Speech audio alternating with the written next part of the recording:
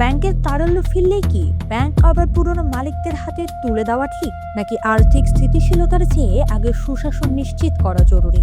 বাংলাদেশ ব্যাংকের নতুন এক সিদ্ধান্ত ঘিরে এখন ব্যাংক পাড়ায় তোলপাড়। আসলে কি পুরনো পর্ষদ ফিরলে ব্যাংক খাতে স্বস্তি ফিরবে? আর্থিকভাবে স্থিতিশীল হয়ে ওঠার শর্তে দেশের ব্যাংকগুলোর পরিচালনার দায়িত্ব আবারও পুরনো উদ্যোক্তা পরিচালকদের হাতে ফিরিয়ে দেওয়া হতে পারে। সম্প্রতি আল আরাফা ইসলামী ব্যাংকের পরিচালনা পর্ষদে পুরনো উদ্যোক্তাদের ফিরিয়ে আনার পর থেকেই শুরু হয়েছে তুমুল আলোচনা ও বিতর্ক। প্রশ্ন উঠেছে, রাজনৈতিক পট পরিবর্তনের পর যে ব্যাংকগুলোতে সুশাসনের ঘাটতি ও অনিয়মের কারণে পর্ষদ ভেঙে দেওয়া হয়েছিল, সেখানে ফের পুরনো পর্ষদ আনা কতটা যৌক্তিক? বাংলাদেশ ব্যাংকের নির্বাহী পরিচালক ও মুখপাত্র আরিফ হোসেন খান বিষয়টি স্পষ্ট করে জানিয়েছেন যে এটি কোনো ঢালাও বা ব্ল্যাঙ্কেট পলিসি নয়। সিদ্ধান্তটি নেওয়া হবে কেস বাই কেস ভিত্তিতে। কোনো ব্যাংক যদি গ্রাহকের চাহিদা মাত্র চেকের বিপরীতে অর্থ পরিশোধ করতে পারে, অর্থাৎ ব্যাংকে যদি তারল্য সম্পদ না থাকে, তবে সেটিকে স্থিতিশীল ধরা হবে।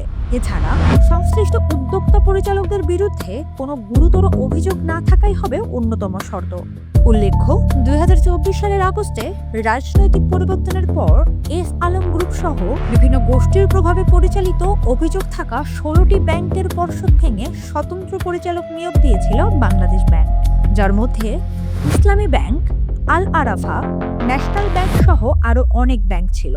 এমনকি কয়েকটি ব্যাংক একীভূত হয়ে তৈরি হয়েছে সম্মিলিত ইসলামী ব্যাংক পিএলসি। তবে সম্প্রতি আল আরাফা ইসলামী ব্যাংকের দায়িত্ব পুরনো পরিচালকদের কাছে ফিরিয়ে দেওয়ার মাধ্যমে এক নতুন মোড় নিল কেন্দ্রীয় ব্যাংকের সিদ্ধান্ত।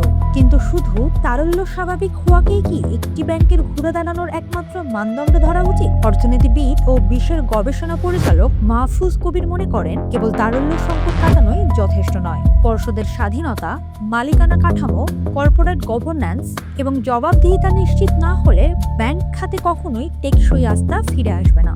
অনিয়মের তদন্ত ও সুশাসন প্রতিষ্ঠা না করে পুরনোদের ফেরানো চরম ঝুঁকিপূর্ণ হতে পারে।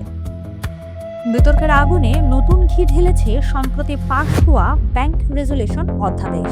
আইনের ১৮ ক ধারায় বলা হয়েছিল, পুরনো শেয়ার হোল্ডাররা চাইলে আবার শেয়ার ও দায় সম্পদ নেওয়ার আবেদন করতে পারেন। যদিও বিরোধী দল ও ব্যাংক মালিকদের সংগঠন বিএবি এবং এবিপি এর দাবির মুখে পরবর্তীতে অর্থমন্ত্রী আমির খসরু মাহমুদ চৌধুরী আইনটি থেকে এই বিতর্কিত ধারা বাদ দেওয়ার প্রতিশ্রুতি দেন। সব মিলিয়ে পর্ষদ পুনর্গঠন কিংবা পুরনোদের ফেরানোর ক্ষেত্রে কঠোর নজরদারি ও স্বচ্ছতা এখন সময়ের দাবি।